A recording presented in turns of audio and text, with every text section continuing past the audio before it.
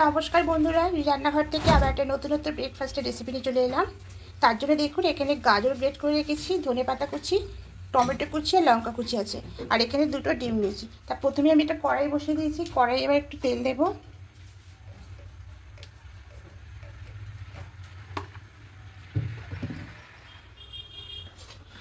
এবার এখানে ডিমগুলো দিয়ে দেবো একে একে।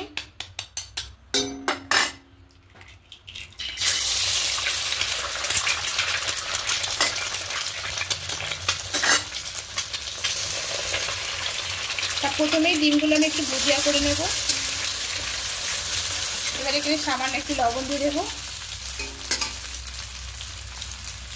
খুব সামান্য দেবো, দিয়ে খুব ভালো করে এটাকে একটু ভুজিয়া করে নেব। ভুজিয়াটা হয়ে গেছে, এটাকে নামিয়ে নেব। এবার এদিকে একটা বেসনের গোলা করে নেব।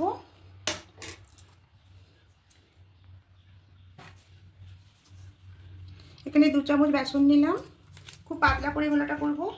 আর সামান্য পরিমাণে লবণ দেব, আর এখানে দেব চিলি ফ্লেক্স।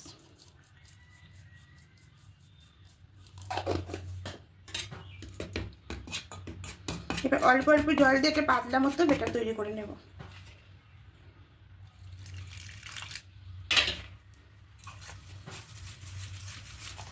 এদিকে 6 পিস ব্রেড দিয়ে দিয়েছি। এবার এগুলো মাঝখান দিয়ে কেটে নেব।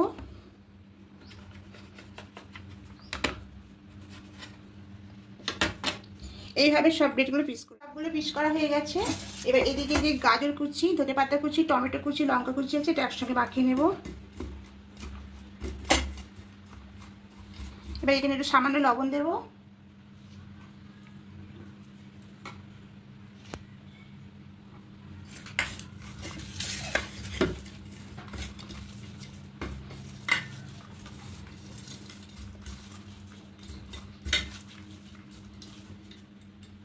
এবার যে ডিমের ভুজিয়াটা করেছিলাম এটা এর মধ্যে দিয়ে দেব, দিয়ে খুব ভালো করে সবগুলো একসঙ্গে মাখিয়ে নেব। দেখুন পুরটা একদম রেডি হয়ে গেছে। এবার এই ব্রেড নেবো, এর মধ্যে পুরটা দেব।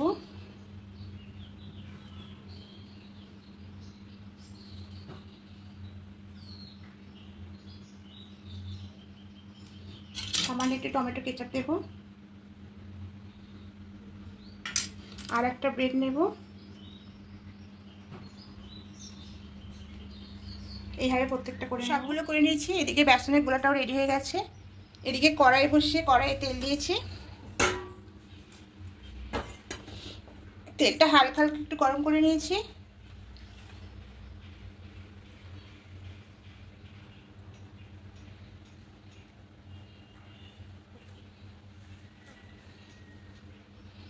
এইভাবে দিয়ে দেব।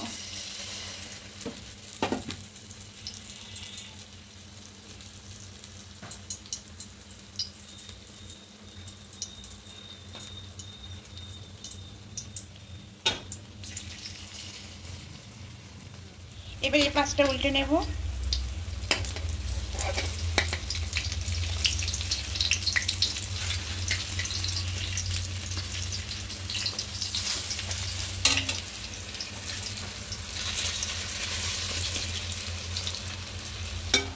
এবার তুলে নেব।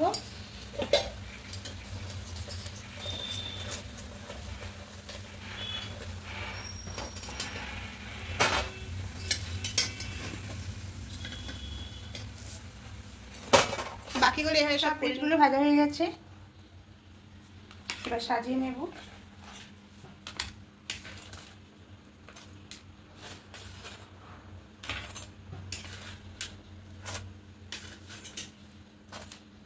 এর সঙ্গে টমেটো কেচাপ নেব।